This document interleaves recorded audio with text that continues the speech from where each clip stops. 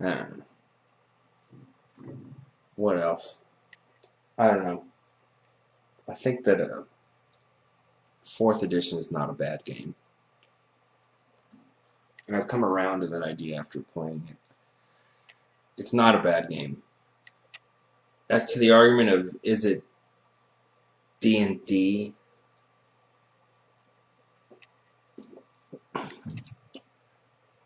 it's a semantic argument. Who cares? I will say that D&D has progressively gone from a game that was about role playing with sort of combat as a secondary notion, and it's very obvious when you read the first books that the battlefield mechanics are just an afterthought, right? As the editions have progressed, it has become more and more of a sort of combat-oriented, tactical type of game. And I don't necessarily mind that at times. Like I kind of like some of the tactical parts of the game, and I like the mix of both. I like the role playing and getting down and figuring out a plan of attack and those things. But that's just a sort of I don't know if it's a natural progression or if it means that fourth edition is not really D&D. Is Pathfinder really D&D? I don't know. I like Pathfinder because they address. I can bitch about third edition too. One of the things that Pathfinder did for the sort of third edition style rules, like spicing up the barbarian and just kind of spicing up all the classes. They now have a lot more sort of flavor to them, thematic flavors that you can really work into a campaign for the purpose of role-playing, which I think that third edition lacked to some extent, and fourth edition does as well. So now you're not just a sorcerer, you're a draconic bloodline sorcerer. So you can make a whole story of how you got that blue dragon blood. Adds sort of excitement or not excitement. It adds flavor. The barbarian now the barbarian was always not much different from the fighter. I thought I don't know why they added the barbarian in third edition. It could have just been a variant fighter. It's just you got more hit points, but you use lighter armor. Whatever. Bards, suck in third edition. They were kind of useful in second edition.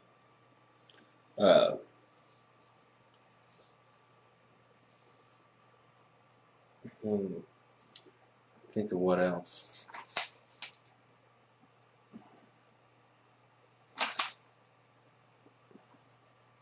I don't know, what did I not like about third edition at first? The rules, honestly. That's the thing that always got me about the progression of third, from second to third to now fourth, is that every time you have the more and more rules governing every little thing and skills and fucking crap, and the only purpose that serves is to make bigger books for you to buy, because you don't need any of that stuff. You don't. If somebody's an assassin and they're like, hey, we're on the wilderness, I'd like to see if I can find some herbs to concoct a little poison. Fuck yeah, go ahead, man. Out here, I'll give you like a 50% chance to find some kind of herb that you can make into a poison. You know what? You get 5 XP just for thinking of that. There you go. That took all of like 20 seconds to make that up, and I didn't need to go buy a book to tell me what kind of poison he's going to craft and what kind of wilderness he's in to determine what kind of herbs might be available, and then a DC roll to make the fucking poison. Just make your poison, and it'll 2 rounds of paralysis or something. You make it up as you go, and it flows a lot smoother, and you don't need as many books to do it. But again, I think that's a hallmark of the old school D&D players, is that you were just constantly making stuff up on the fly. because I mean the rules weren't even provided for you to deal with those things. Like I said, they were an afterthought that there were rules at all. So I don't know. Ask your DM is usually what it said in the past. Ask your DM if you can do this, and that's what the rule was ask that guy, ask the other nerd there. And going back to the question of I keep thinking about that. Is 4th edition D&D? Because a lot of people say it didn't. I used to say this isn't fucking D&D. What is this crap? What is this? But I don't know. Because then I had to say, well, is Pathfinder D&D? That seems retarded too. D&D is different things to different people. For me, D&D is sitting around drinking beer and eating snacks and joking around and being dorky as hell with your D&D buddies. The rules, the game design, that's part of the fun. I mean, I don't play D&D to have this great tactical game necessarily, or I don't know. I play D&D because I hate my boss, and sometimes I want to get off work, go sit down at the table, and stab a magic user in the face with a knife. That's what I want to do.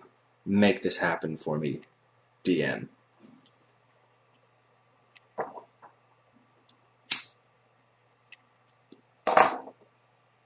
Just a thought. Anyhow, to wrap up, 4th edition is not all that bad. And people that are angry because it is significantly different from the previous manifestations of D&D. But as a game, it's not bad. It's not a bad game. It's a good game. It's a very well constructed game that pretty much anybody can play. Even if you have no imagination whatsoever, you can play 4th edition. You can play 3rd edition without much imagination. You can't play 1st edition without having a lot of imagination. A lot of suspension of disbelief. But 4th edition's it's a good game. And after having played it, oh, you know what? I forgot to bitch about something.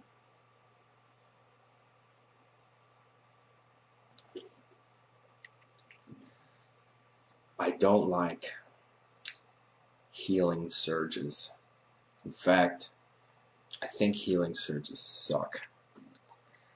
I don't like one of the things, in old school D&D, first of all, in 1st edition D&D, you had 4 classes. You had fighter, you had rogue, you had cleric, you had magic user.